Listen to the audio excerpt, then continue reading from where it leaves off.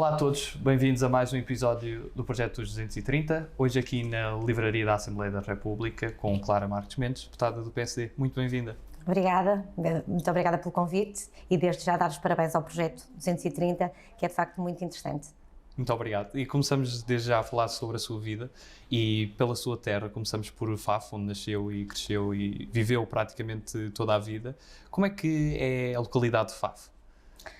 Olha, a localidade de Faf é muito acolhedora, é uma cidade muito acolhedora, com gente extraordinária e com uma gastronomia fantástica e, portanto, reúne um conjunto de condições para ser uma das cidades de excelência do nosso Minho. E dos momentos da sua infância, de ter crescido em Faf, o que é que recorda mais?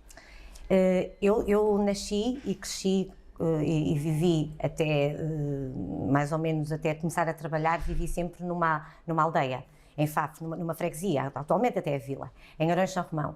E as recordações, as grandes recordações que eu tenho dali é um crescimento com muita natureza, muito na rua, onde nós todos nos conhecíamos, nós íamos a pé para a escola, e, portanto, tenho recordações de muita felicidade, muito descalça, muito na rua, muito natureza. E tendo nascido nos anos 70, quais é que são também as suas primeiras memórias da política nacional e local? As minhas memórias, o meu pai esteve ligado à política, ainda eu era, desde sempre, ainda eu muito nova. E, portanto, muito nova fui lidando e fui aprendendo a lidar com determinado tipo de assuntos, que de certa forma eram falados em casa, e eu achava interessante, sentia um orgulho imenso, sobretudo por ver o orgulho como o meu pai exercia esta missão pública, de serviço público, e portanto tinha alguma curiosidade em alguns aspectos, mas também devo dizer que nunca tive propriamente uma vontade, não olhava, não dizia um dia, quando crescer, quero ser assim, não pensava nisso. Mas achava muito, sobretudo sentia orgulho e sentia que foi uma fase, eu acho, naquela altura, os políticos, ao contrário do que acontece hoje, infelizmente, os políticos eram muito respeitados. E as pessoas gostavam e reconheciam. E era muito interessante perceber esse feedback por parte das pessoas. Eu tenho pena que se tenha perdido um pouco isso, provavelmente também responsabilidade dos agentes políticos, mas acredito, como sou uma otimista, acredito que as coisas voltem a mudar positivamente. E como é que essa deteriorização acaba por se reverter e acaba-se por voltar a recuperar esse, não necessariamente um prestígio institucional, mas um respeito maior? Eu acho que é uma proximidade maior com as pessoas, porque às vezes as pessoas acham que os políticos, e eu senti isso muito quando vim para cá, que nós vemos para aqui e dizem, está lá em Lisboa, não querem saber. E não é isso. E eu, da minha parte, e acho que tem havido um grupo, e nós temos sentido um pouco isso, temos feito um esforço. Assim, eu estou sempre, estou em Lisboa durante a semana, ao fim de semana estou sempre em Faf. E tento sempre manter aquilo que fiz anteriormente, mas com uma responsabilidade acrescida. É que as pessoas tenham a possibilidade de chegar a mim, com os seus problemas, com os seus anseios, que percebam que de facto o político está próximo. E eu acho que isso vai ajudar, porque antigamente eu acho que as pessoas no início sentiam isso. Depois houve ali um período de tempo, e não consigo também dizer exatamente em que ponto é que, ou quando é que a situação mudou, quando é que essa forma de olhar para os políticos mudou, mas eu também acredito que agora, que nós com esse trabalho que temos vindo a fazer e de certa forma com a Assembleia da República estar mais aberta, a Assembleia da República tem uma iniciativa que eu acho extraordinária, que é o Parlamento dos Jovens, e permite perceber às pessoas, aos jovens, aos professores, permite perceber a todos que um deputado está a representá-los e, portanto, se o deputado está a representá-los, eles têm ali o seu deputado a quem devem recorrer caso precisem. E, portanto, eu acho que isso também provavelmente tem de ser replicado. Eu acho que é uma iniciativa da Assembleia da República que está a correr muito bem e julgo que todas as coisas boas devem ser replicadas e acho que podem ser feitas outras iniciativas, independentemente do trabalho de cada um de nós, que cada um de nós deve fazer. E acha que passa também por uma reforma do sistema político? Isso sem dúvida. Isso sem dúvida. Eu concordo inteiramente com aquilo que tem sido a posição do partido, porque acho que de facto tem que se repensar. Acho que está na altura de repensar. Eu não vou dizer qual é a solução. Eu não sei exatamente qual será a solução. Eu acho é que está na altura de repensar. De repensar sobretudo para esta aproximação maior e para que as pessoas percebam e para que percebam que nós estamos cá enquanto as pessoas quiserem. Isto não é uma profissão, é uma função e estamos cá para as servir. E quando as pessoas olharem para nós e perceberem que é com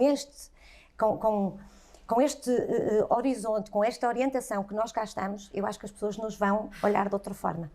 E voltando um pouco à sua vida, quando é que foi o período que decidiu mesmo estudar Direito? Percebeu que era o curso que queria seguir? Olha, eu confesso que eu nunca pensei muito ao longo do meu percurso, eu nunca pensei muito o que é que eu queria ser no futuro. Eu tinha sempre uma preocupação de base, que é uma preocupação que eu continuo a ter. Eu queria ser feliz naquilo que eu fizesse. Eu sentia isso, queria ser feliz naquilo que eu fizesse. E nunca senti muito bem, nunca houve nada que me despertasse muito, a não ser uma fase, a psicologia. Mas para a psicologia, à época, eu tinha que ter matemática, tinha de enverdar pela área das ciências.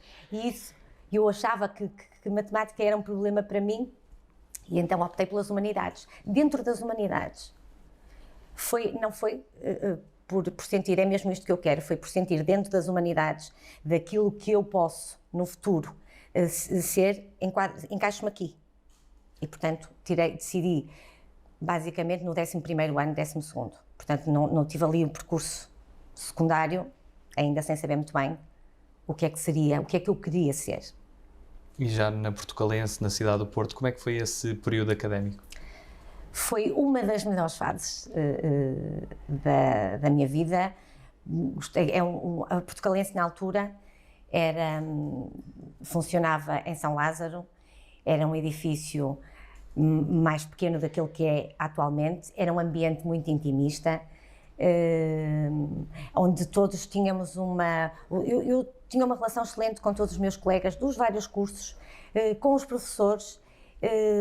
O Porto é uma cidade fantástica, sempre me senti sempre muito em casa no Porto e foi um período em que eu acho que consegui fazer tudo aquilo que se deve fazer na altura, que é viver os estudos, viver a faculdade, viver a juventude, e porque situações como essas não se repetem, porque a partir do momento que nós acabamos o curso e começamos a trabalhar, as responsabilidades passam a ser outras, e portanto eu acho que consegui dosear, acho que consegui aproveitar bem, olho para trás com um ar de felicidade, uma saudade boa daquilo que eu vivi. E durante o curso já sabia que queria exercer a advocacia? Eu, durante o curso, eu sempre tive um gosto especial pelas questões de família e pelas questões de direito do trabalho.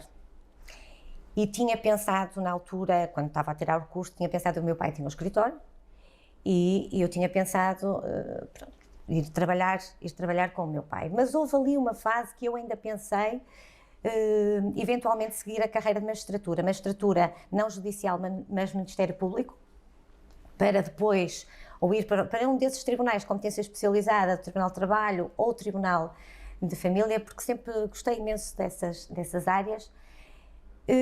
Mas depois acabei o curso, fiz o meu estágio com o meu pai, fui percebendo que éramos uma boa equipa, fui conhecendo, lá está, aquilo que eu acabei por não ter na minha infância e na minha juventude, que fruto das funções que meu pai exercia não estava muito presente, e portanto acabamos por compensar um pouco isso, e eu nunca mais consegui separar-me de certa forma de trabalhar com o meu pai, e embora de vez em quando me desse aquela vontade de pensar, vou concorrer à magistratura, não vou concorrer, mas fui ficando até 2011, que foi a altura que vim para Lisboa.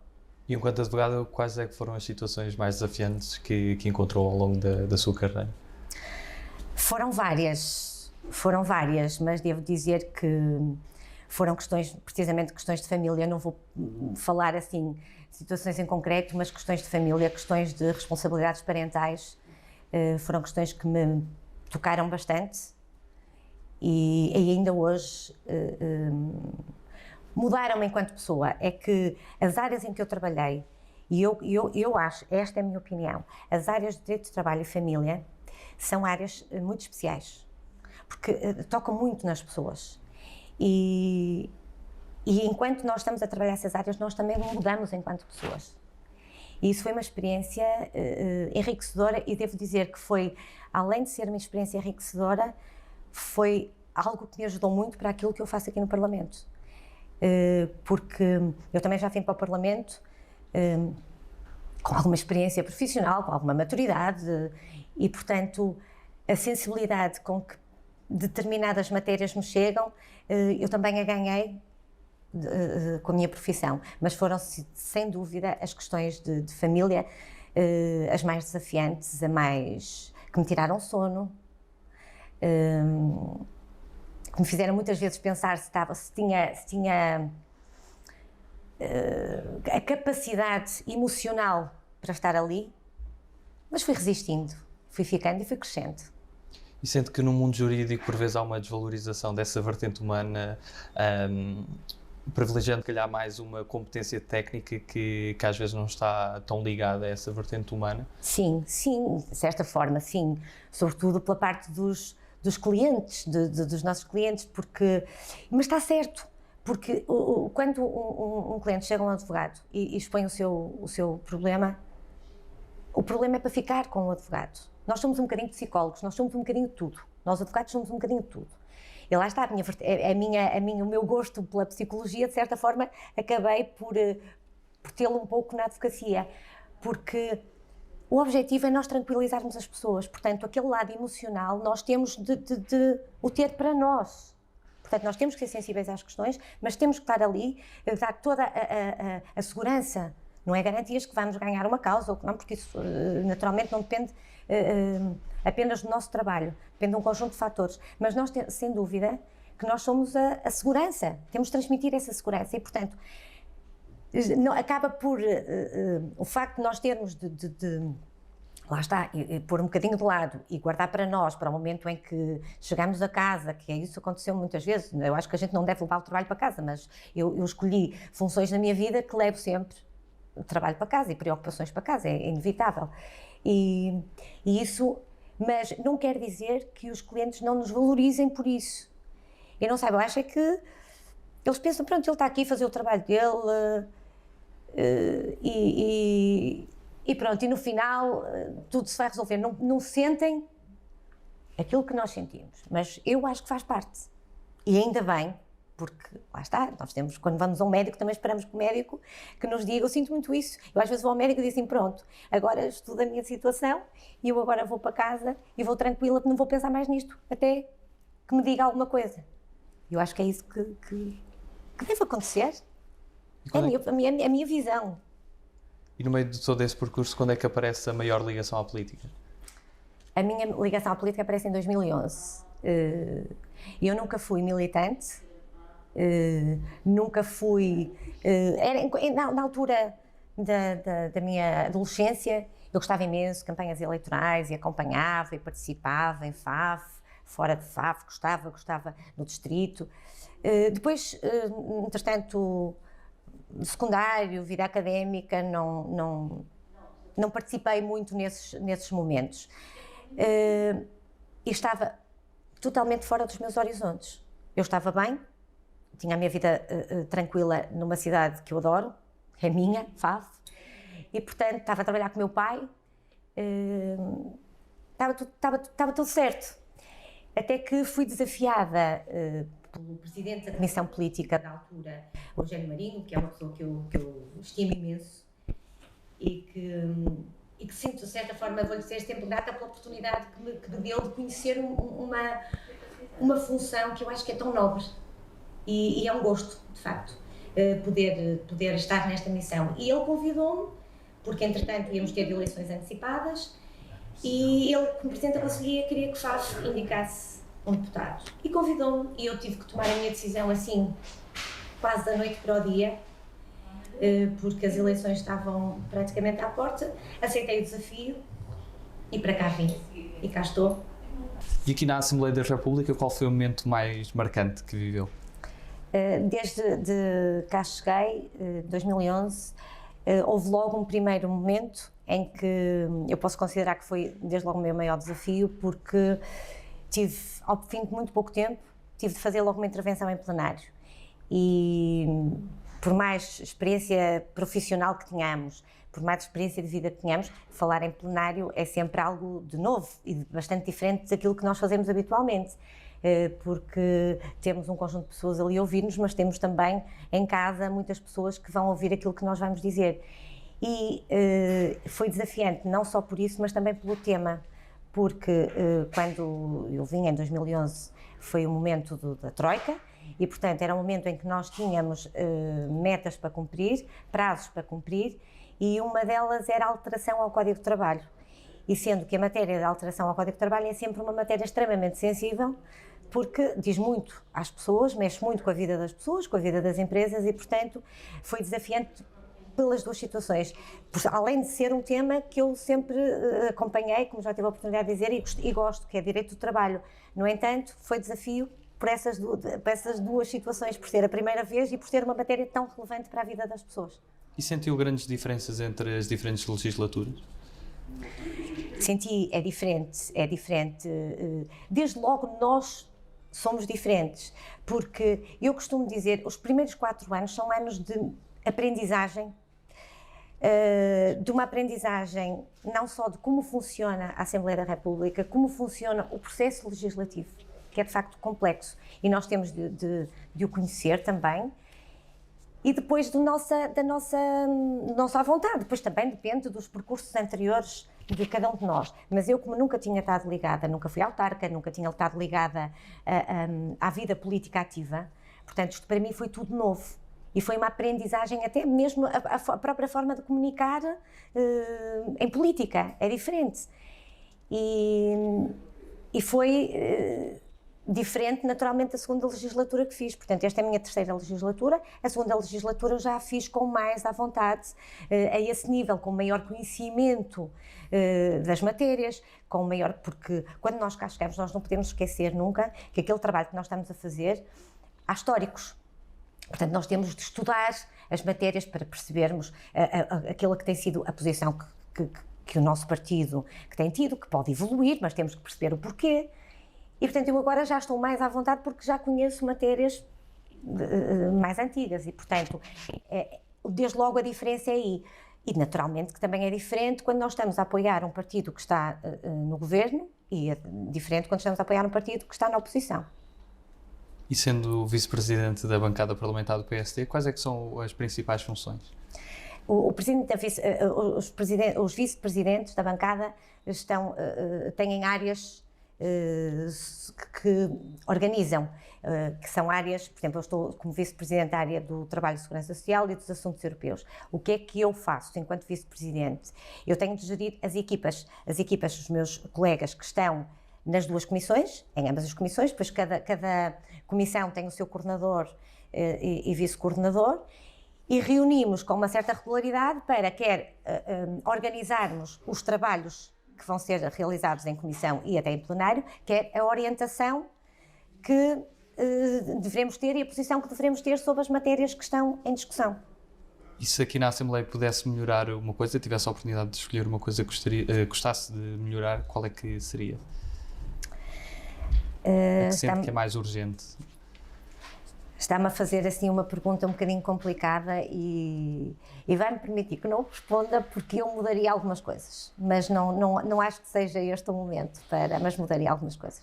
Passamos então ao nosso conjunto de escolhas na segunda parte da nossa entrevista e a primeira escolha que lhe proponho é entre humildade e ambição. Humildade. Cães ou gatos? Cães. Essa de Queiroz ou Fernando Pessoa? É difícil, mas Fernando Pessoa. Campo ou cidade? As duas.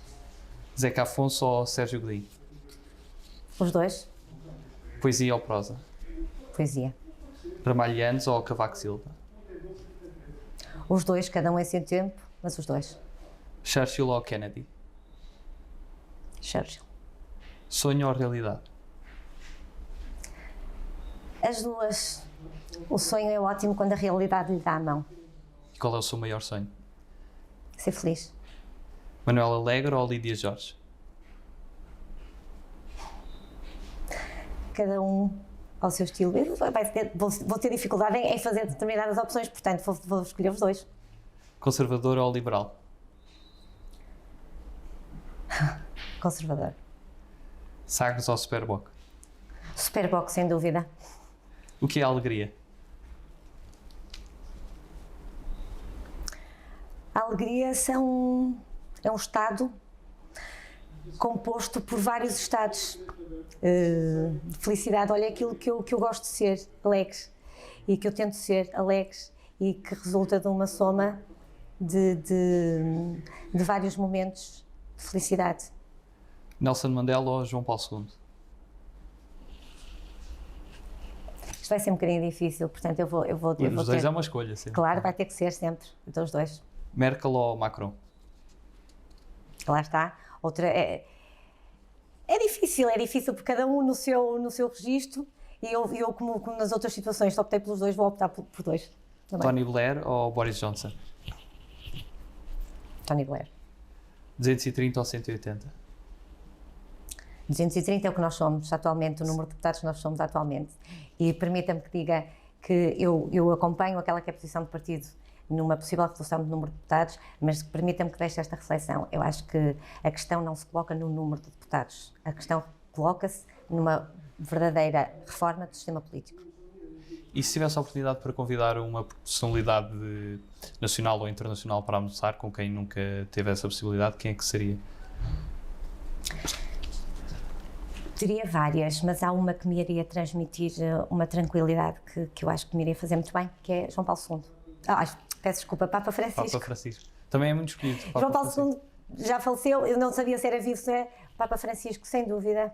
João Paulo II, se fosse uma personalidade que já tivesse falecido. E qual é que seria a primeira pergunta que fazia ao Papa Francisco?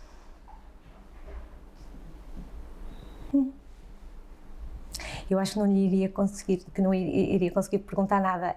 Acho que estava ali para ouvir. E qual é que seria o prato principal dessa refeição? Vitela assada à moda de Faf. Em algum sítio especial? Em Faf. E qual é aquele país que nunca visitou e gostaria mesmo de visitar? Não tenho essa... Olha, eu gosto imenso da Europa. Há imensos países da Europa que eu não visitei. E, portanto, não tenho, assim, nenhum país que eu... A Europa, de uma forma geral, é o que eu mais tenho curiosidade. Mas não há, assim, sinceramente, não há nenhum. Há tantos sítios que eu preciso de ir visitar ainda, de viajar. Portanto, não consigo elencar um. E no mundo da literatura tem, assim, algumas obras preferidas ou um autor favorito? Tenho. Ernesto Hemingway. É dos meus preferidos, não quer dizer que não gosto de todos, mas marcou-me profundamente um livro dele, O Adeus às Armas, e desde aí fui lendo várias obras dele e gosto muito. E no cinema? No cinema, atores imensos. Ou filmes? Mas, filmes também, muitos, mas quando me perguntam, há muitas vezes me perguntam, aliás até me fizeram essa pergunta, acho que quando vim cá para o Parlamento, que fizeram também perguntar algumas curiosidades, ocorre-me sempre um filme, O Clube dos Poetas Mortos. Há muitos outros que me marcaram, mas quando me falam, e eu tenho que dizer, é logo o filme que me vem à memória, O Clube dos Poetas Mortos. Depois, atores e atrizes, tenho imensos, tenho assim uma admiração profundíssima por Meryl Streep, Sandra Bullock, mais nova, Julia Roberts, e depois, no lado masculino, Dustin Hoffman, no topo do topo. E falando também do Clube Poetas Mortos, falta alguma arte também à política? Não, a política também é uma arte, mas lá está, aquilo que me marca no filme, aquela sensibilidade, aquela proximidade, aquela forma de comunicar. Às tantas também falta essa forma tão próxima de comunicar e tão especial de comunicar. Às vezes, às vezes eu acho que nós políticos, e quando estamos no exercício destas funções, pecamos por não saber comunicar. E às vezes esse afastamento também resulta, até podemos estar muito próximos das pessoas fisicamente, mas não estamos a conseguir comunicar. E o que esse filme marcou foi aquela relação que foi estabelecida com aqueles alunos, a forma como se ensinou, uma nova forma que se ensinou a estudar, a preparar para a vida. E talvez isso também possa ser uma boa ajuda na vida política, no exercício da vida política. E no mundo da música tem algumas preferências também? Tem. A música é quem conhece Bruce Springsteen. Desde muito nova, sempre Bruce Springsteen. E alguma música em específico? The River. E o que é que mudou na sua vida desde que foi eleita deputada? Olha, a vida é muito mais agitada. Desde logo nisso. Em que eu ando sempre de um lado para o outro, portanto logo uma agitação e que me custou. Agora confesso que já me habituei um pouco, mas que no início me gerava alguma instabilidade, esta instabilidade de agora estou aqui, agora estou ali, gerou-me alguma instabilidade que me perturbou até numa fase inicial, até em termos de estabilidade emocional. Mas a agitação esta é uma função muito nobre, e eu acho que nós temos muito orgulho, devemos ter muito orgulho de dizer que somos políticos e que estamos na vida política, porque ser político é servir as pessoas. E eu tenho muito orgulho dessa oportunidade, e o facto de ter tido esta oportunidade, isto já mudou muita coisa na minha vida, em mim, principalmente. Passamos agora a um conjunto de palavras soltas e peço que me diga numa ou em poucas palavras o que é que associa estas palavras, e a primeira que escolhi foi teletrabalho. O futuro. Cimeira social. Um compromisso que eu espero que dê frutos. Inspiração. O meu pai. Subsídio ou dependência. Não é positivo. IRS. O imposto. Lares de idosos. Um carinho enorme.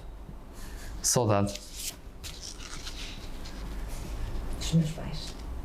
Código do trabalho. A minha vida toda. Família. Tudo. Layoff. Uma medida que ajuda em situações de crise empresarial. Humor. Essencial. Pensionistas. Pessoas de grande valor que trabalharam uma vida para poderem depois descansar e usufruir de sua reforma. Futuro. Amanhã. E se pudesse resumir Portugal numa palavra, que palavra escolhia? Portugal é uma nação, é a minha casa. E para terminar, que mensagem é que gostaria de deixar a todos os portugueses?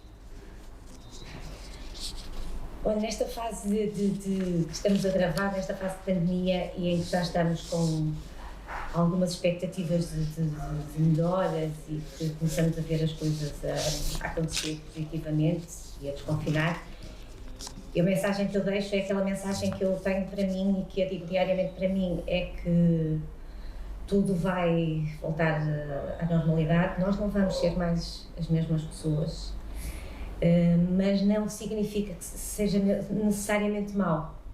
Acho que foi uma aprendizagem, acho que nós percebemos todos a significância que somos, mas deixo uma mensagem de esperança.